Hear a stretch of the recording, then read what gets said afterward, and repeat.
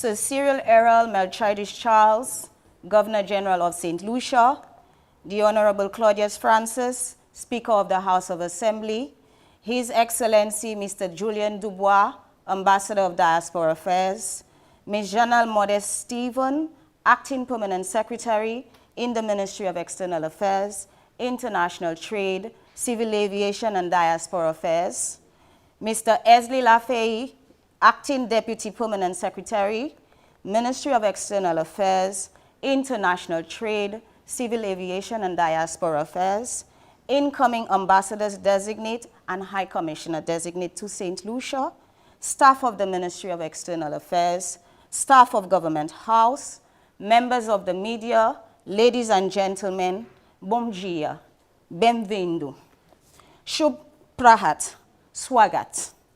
Joyce Ashimio, Wang Yong, Zhao Shaohao, Wang Ying.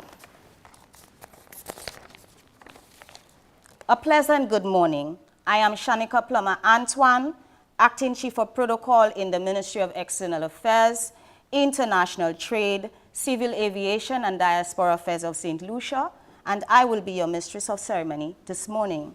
It is indeed my distinct pleasure to welcome you to the first installment of the presentation of credential ceremony for 2025.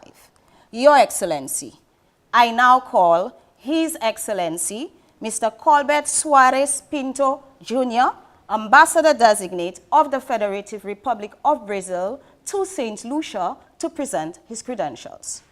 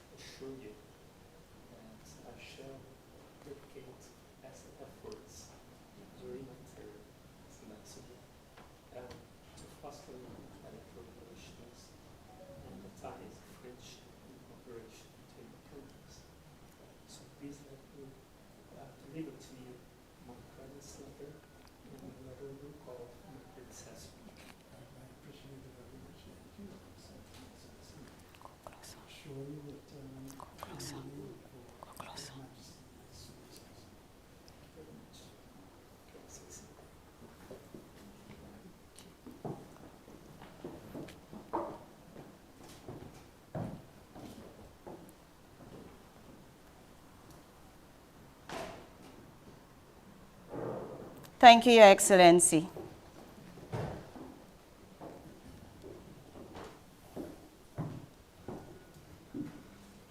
His Excellency, Mr. Subhash Prasad Gupta, High Commissioner Designate of the Republic of India to St. Lucia, to present his credentials.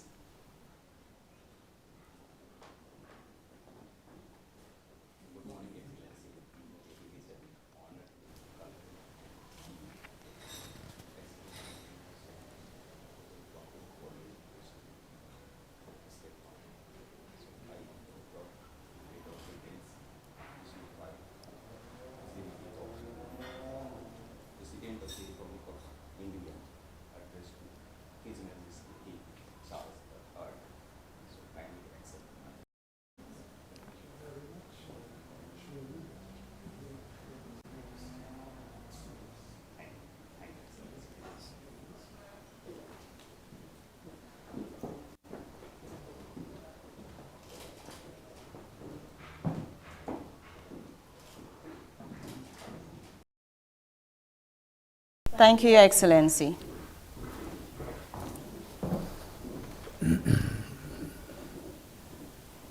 His Excellency, Mr. Sejun Wong, Ambassador Designate of the Republic of South Korea to St. Lucia, to present his credentials.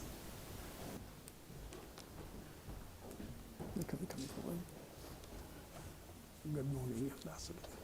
Your Excellency, I have great honor and privilege to present my letters of credence to my predecessor, His Majesty King Charles III of St. Lucia and head of Commonwealth, and I assure you that I do my best to develop further the existing friendly relations of both countries and to contribute to the sustainable development of this beautiful island. Thank you for accepting my Thank you very much. We look earnestly forward to working with you.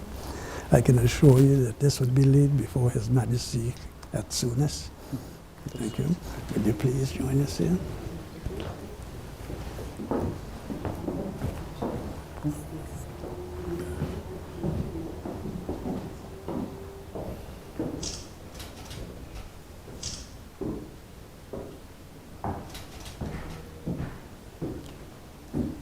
Thank you, Your Excellency.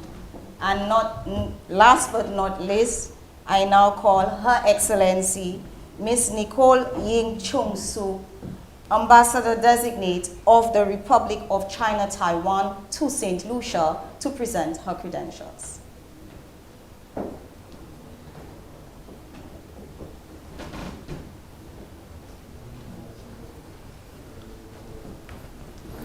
Your Excellency. Good morning, Your Excellency. It is my great honor to present the letter of credence accrediting me as Ambassador Extraordinary and Plenipotentiary of the Republic of China, Taiwan to St. Lucia, along with the letter of recall of my predecessor, Ambassador Peter Chen. I have further the honor to convey to Your Excellency and the people of your great nation the cordial greetings from His Excellency President Lai Ching-te of the Republic of China, Taiwan, and from the people of Taiwan. Please, Your Excellency, please accept my letter of credence and my best wishes. Thank you very much. Welcome to St. Lucia. And I assure you that we will lay it before His Majesty the King at soonest. Thank you very much. Would you please join us here? Yes.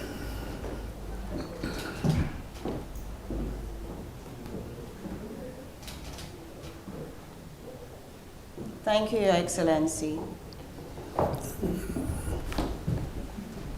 I now invite Sir Cyril Errol Melchizedek Charles, Governor General of St. Lucia, to deliver his remarks.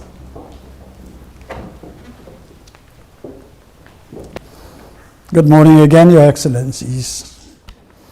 I am delighted and honored to welcome you to St. Lucia and to accept the letters of credence by which your heads of state accredit you as ambassadors of the republics of China, Taiwan, India, Korea, and the Federative Republic of Brazil. Your Excellencies, these are fast-changing times where age-old alliances do not appear to matter, and trade liberalization, the mantra of the 20th century, after the Bretton Woods, and the creation of World Trade Organization, WTO, appears to have been relegated to the back burner. Small countries like St. Lucia must hold firm to the few hallowed principles left, particularly the triumph of democracy, the rule of law, and promotion of world peace, which you, our friends, have upheld with us as you accompanied us on our journey of independence. We established diplomatic relations with your countries during our nascent years as a nation more than 4 decades ago. And over that period, the spirit of friendship and cooperation has deepened among us. Common interests in key areas such as sustainable development, climate change, education, to mention but a few, have stimulated even greater ties, and we would welcome more opportunities for further strengthening of political, academic, and cultural relations between our countries. The issue of size makes it difficult for small countries like ours to achieve the critical mass to allow us to be heard in international arenas, especially when economical, geophysical, and political decisions are made that affect us, sometimes with dire consequences. The banana wars of recent history and the decisions or indecisions of climate change are cases in point. Therefore, the more voices we can find that are willing to join with us, even if it is only to chant the chorus, the stronger we become together as a whole, allowing for greater confidence in realization of global influence. It would be remiss of me not to formally thank your governments for the sterling assistance given to our country, our nations, in recent times in a multiplicity of sectors, particularly human resource development, trade, education, technology, digital transformation, and many, many more, without which we would be hard-pressed to achieve the levels of development we have attained thus far. Your Excellencies, there are several areas where my country can continue to benefit through cooperation and shared knowledge. Sustainable agriculture, disaster risk reduction, new technologies, renewable energy, and tertiary education. And in so doing, bring us closer to achieving our sustainable development goals.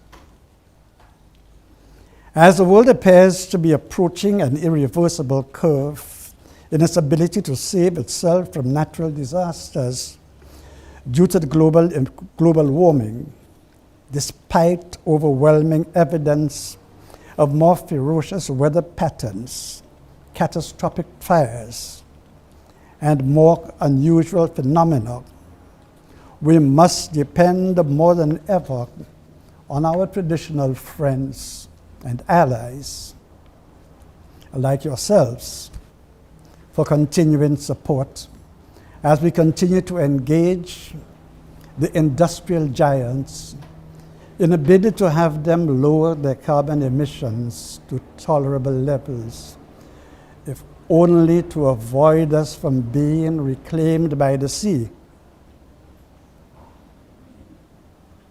Your Excellencies, we acknowledge that trade is essential to the growth and stability of nations, and our officials look forward to extensive discussions with you towards improving bilateral trade and investment between our countries and to exploring avenues for future cooperation.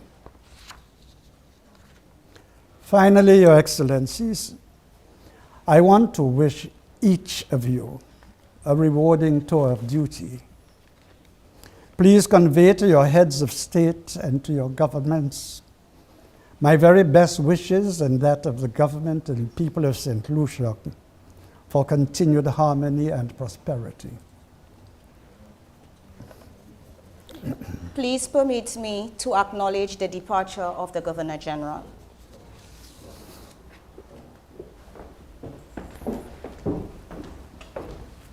I now invite Ms. Anne-Marie Gregg, Acting Private Secretary to the Governor General, to present tokens to the ambassadors and High Commissioner.